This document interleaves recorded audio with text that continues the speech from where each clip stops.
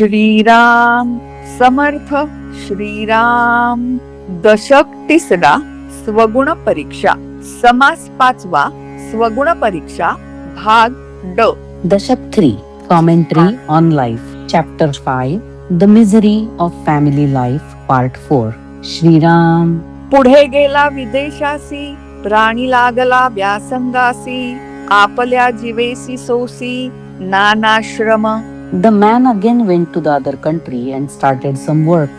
He worked really hard. ऐसा दुस्तर संसार, करिता कष्टला थोर, पुढे 2-4 संवत्सर, द्रव्य मिळविले. Such is the difficult family life that he toiled and moiled for money. In about 3 or 4 years, he earned some money. सवेची आला देशासी, तो आवर्षण पडिले देसी, तेने गुणे मनुष्यासी, बहुत कष्ट झाले.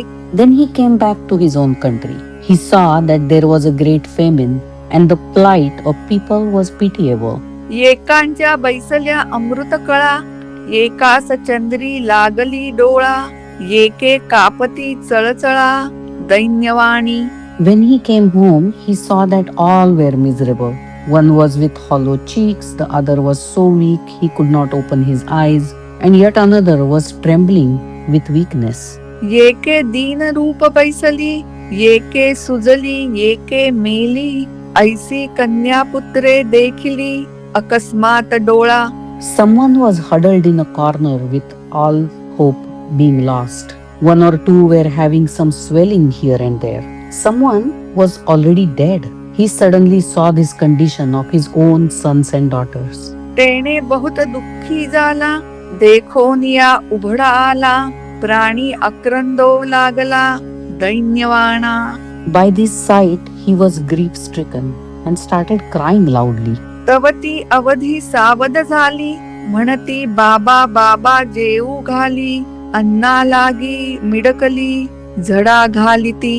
Hearing this, the family members suddenly became alert and ran to him, saying, "Daddy, give me some food." They held him tightly and started to find something to eat. गाठोडे सोडून पाहाती, हाती पडिले तेची खाती, काही तोंडी काही हाती, प्राण जाती निघोनी. They opened his bags and started eating whatever they could find. But even before some could eat something, death came to them, and food just remained in their hands. तातडी तातडी जेऊ घाली, तो ते जेविता जेविता काही मेली, काही होती धादावली, तेही मेली अजीर्णे. He hurriedly started giving them some food, but some children died while eating, some died by overeating. ऐसी बहुतके मेली, एक दोनी मुले उरली, तेही दैन्यवाणी झाली, आपले माते वाचुनी. In this way, most children were dead. 1 or 2 survived, but they were also destitute because they had no mother. ऐसे आवर्षण आले, तेने घरची बुडाले, पुढे देसी सुभिक्ष झाले, अतिशयेसी. By famine, his family life was destroyed, and next year there was plenty of food. लेकुरा नाही वाढविते, अन्न करावे लागे आपुले न हाते, बहुत्रास घेतला चित्ते, स्वयंपाकाचा. But there was no mother to cook food for them, and he had to do all the kitchen work. लोकी भरीस घातले, पुन्हा मागुते लग्न केले, द्रव्य होते ते वेचले, लग्ना कारणे. People encouraged him to marry again, and he did so, but spent whatever money he had for the wedding ceremony. पुन्हा विदेशासी गेला, द्रव्य मिळवून आला, तव घरी कळहो लागला, सावत्र पुत्रांसी. He again went out to other country, came back with some money, but now he saw that there was a quarrel going on with the trapped children. स्त्री झाली नाती धुती, पुत्र देखो न सकती, भ्रताराची गेली शक्ती, वृद्ध झाला. His wife had become a youthful woman, and sons could not accept her as their mother. The husband was weak and old. सदा भांडण पुत्रांचे, कोणी नायकती कोणाचे, वनिता अति प्रीतीचे, प्रीतिपात्र. The sons were always quarreling. Nobody listened to anybody. and for him his wife was the whole world. किंत बैसला मना येके ठाई पडेना म्हणून या पाचा जणा मेळविले. There was distrust in their minds and no hope for all to live jointly, so he called all the sons together. 5 जण वाटे करीती तो ते पुत्र नायकती निवाडा नव्हेची अंती भांडण लागले. All the belongings were divided into parts, but the sons did not agree, and there was an open argument. बापले का भांडण झाले लेकी बापास मारिले तव ते मातेने घेतले शंख तीर्थ. The father and the sons started fighting, and the sons beat him. His wife shouted again and again. ऐकोनी मिळाले लोक उभे पाहती कौतुक म्हणती बापास लेक कामा आले. By listening to all this, people gathered and stood looking at the whole episode. They said among themselves, "Really, the sons have proved to be very helpful to their father." ज्या कारणे केले नवस ज्या कारणे केले सायास ते पुत्र पितियास मारिती पहा. See, the children for whom this man took so many vows and took all the trouble to bring them up are now beating him. ऐसी आली पापकळी आश्चर्य मानिले सकळी उभे तोडिती कळी नगर लोक. This was the state of affairs. Old sins were being repaid. All were expressing their wonder, but they mediated as good citizens. पुढे बैसोन 5 जण वाटे केले तत्समान बापलेकांचे भांडण तोडिले तेही. They made all the sons sit together in the presence of Panchayat, and by dividing the belongings made an agreement which was imposed upon all of them. बापास वेगळे घातले कोपट बांधून दिधले मन कांतेचे लागले स्वार्थ बुद्धी. They separated the father, and a hut was built for him. There, his wife started doing household work. Kanta तरुण पुरुष वृद्ध दोघास पडिला संबंध खेद सांडून आनंद मानिला तेही. No doubt, the wife was young and the husband was old, but since they were married and had to live together, they stopped being sorry for bygones and made good of their present condition. स्त्री सापडली सुंदर गुणवंत आणि चतुर म्हणे माझे भाग्य थोर वृद्धपणी. The man thought to himself that he was very lucky in his old age because he had a good-natured and a beautiful wife. ऐसा आनंद मानिला दुःख सर्वही विसरला तव तो गलबला झाला परचक्र आले. So he forgot all the earlier misery and thought himself to be happy. But suddenly there was an attack by enemy on that country. अकस्मात धाडी आली कांता बंदी धरून नेली वस्त भावही गेली प्राणियाची. What a great havoc! His wife was kidnapped and all his belongings were looted. तेने दुःख झाले भारी दीर्घ स्वरे रुदन करी मनी आठवे सुंदरी गुणवंत. There was no limit to his sorrow. Alone he wept and cried loudly, pathetically, remembering his beautiful wife. तव तिची वार्ता आली तुमची कांता भ्रष्टली ऐकोनिया अंग घाली पृथ्वीवरी. Then that dreaded news came. People told him, "Your wife was abused." He suddenly threw himself on the ground. सव्य अपसव्य लोळे जळे पाझरती डोळे आठविता चित्त पोळे दुःखानळे. He turned from here and there. He looked everywhere out of total hopelessness. His eyes were full of tears and his heart was burning with the fire of sorrow.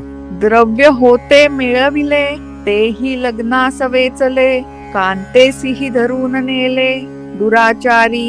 He thought to himself, "I had earned much money which was spent on the wedding, and these villains have kidnapped my wife." मजही वृद्धाप्य आले लेकी वेगळे घातले आहा देवा ओढवले अदृष्ट माझे. I am so old, and my sons have left me alone. Oh God, what a bad luck! द्रव्य नाही कांता नाही ठाव नाही शक्ती नाही देवा मज कोणीच नाही तुझ वेगळे. I have no money, no wife, no shelter, no strength. I have nobody else except you, O God. पूर्वी देव नाही पूजिला, वैभव देखो न भुलला, सेखी प्राणी प्रस्तावला, वृद्धपणी. Thus, he had not worshipped God in his young days. He was attracted to money, but in the end, he had to repent in his old age. देह अत्यंत खंगले, सर्वांग वाळून गेले, वात पित उसळले, कंठ दाटला कफे. His body became very thin and dry. There was biliousness and cough in his throat.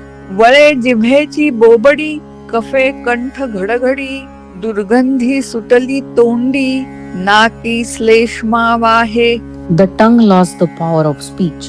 There was peculiar sound in his throat because of that cough. There was bad smell in his mouth, and he had a nose running with mucus. मान कापे चळचळा, डोळे गळती भळभळा, वृद्धपणी अवकळा, ठाकून आली. His neck trembled, eyes were shedding tears profusely, and all the pitiable condition of old age was in his lot. दंतपाटी उखळली, तेने बोचर खिंडी पडली, मुखी लाळ गळो लागली, दुर्गंधीची.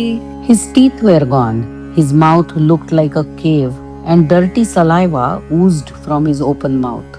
डोळा पाहता दिसेना, कानी शब्द ऐकेना, दीर्घ स्वरे बोलवेना, दमा दाटे. Eyes could not see, ears could not hear. He could not talk clearly because of asthma. शक्ती पायाची राहिली, बैसवेना मुरकुंडी घाली, बृहती वाजो लागली, तोंडाच ऐसी. The power in his feet was gone. He could not even sit properly, and the wind was being passed noisily from his anus. क्षुधा लागता आवरेना, अन्न समयी मिळेना, मिळाले तरी चावेना, दात गेले. He could not bear his hunger, but food was not available on time. Even if there was food, he could not bite it properly because he was toothless. पित्ते जिरेना अन्न, भक्षिताच होये वमन, तैसेची जाये निघोन, अपानद्वारे. Due to biliousness, there was no good digestion. There was either a vomit or a diarrhea. विष्टा मूत्र आणि बळस, भोवता वमने केला नास, दुरून जाता कोंडे श्वास, विश्वजनाचा. When he was quite prostrated, he was lying in his own excreta, urine, vomit, and people, while passing the door of his hut, could not even breathe. नाना दुःखे नाना व्याधी, वृद्धपणी चळे बुद्धी, तरीही पुरेना आवधी, आयुष्याची. In old age, he had many diseases. Every limb was painful. His thinking power was even gone. But life was not over yet. पापण्या भवयाचे केस, पिकोन झडले निशेष, सर्वांगी लोंबले मास, Chirkuta सारिखे. The eyebrows were white, the hair on the head were gone, and the flesh having been wasted, his skin was hanging on his bones like a rag. देह सर्व पारिखे झाले, सवंगडे निशेष राहिले, सकळ प्राणी मात्र बोले, मरे नाका. So the body was not in his control. He had no friends left. And everybody started saying, why doesn't he already die? जे जन्मून पोसिली, तेची फिरोन पडिली, अंती विषम वेळ आली, प्राणियासी. Those who were given birth and brought up became his enemies. And in old age, the whole life became distorted. गेले तारुण्य गेले बळ, गेले संसारीचे सळ, वाता हात झाले सकळ, शरीर आणि संपत्ती. Gone was the youth, and gone was the strength. Gone was the desire, and gone was the body and all belongings. Everything was devastated. जन्मवरी स्वार्थ केला, तितुकाही व्यर्थ गेला, कैसा विषम काळ आला, अंतकाळी. I was selfish during all my life, and everything has gone waste. How twisted is my condition in this end, he said to himself. सुखा कारणे झुरला, सेखी दुःखे कष्टी झाला, पुढे मागुता धोका आला, M यातनेचा. So he had ardently hankered after happiness, and in the end, he got only the pain and tragedy. And now there was the great fear of hell looming large before his eyes. जन्म अवघा दुःख मूळ, लागती दुःखाचे इंगळ, म्हणून या तत्काळ स्वहित करावे. This is why Ramdas Swami says, birth is the root of sorrow. It is a continuous bite of scorpions of pain. Therefore, man must look after his own emancipation. असो ऐसे वृद्धपण, सकळास आहे दारुण, म्हणून या शरण भगवंतास जावे. So such is the life, and such is the old age with all its grief in the lot of everybody. And therefore, one should surrender himself to God. पुढे वृद्धीस तत्वता, गर्भी प्रस्तावा होता, तोची आला मागुता अंतकाळी. Originally, while in womb of the mother, the man was suffering and was praying to God to free him.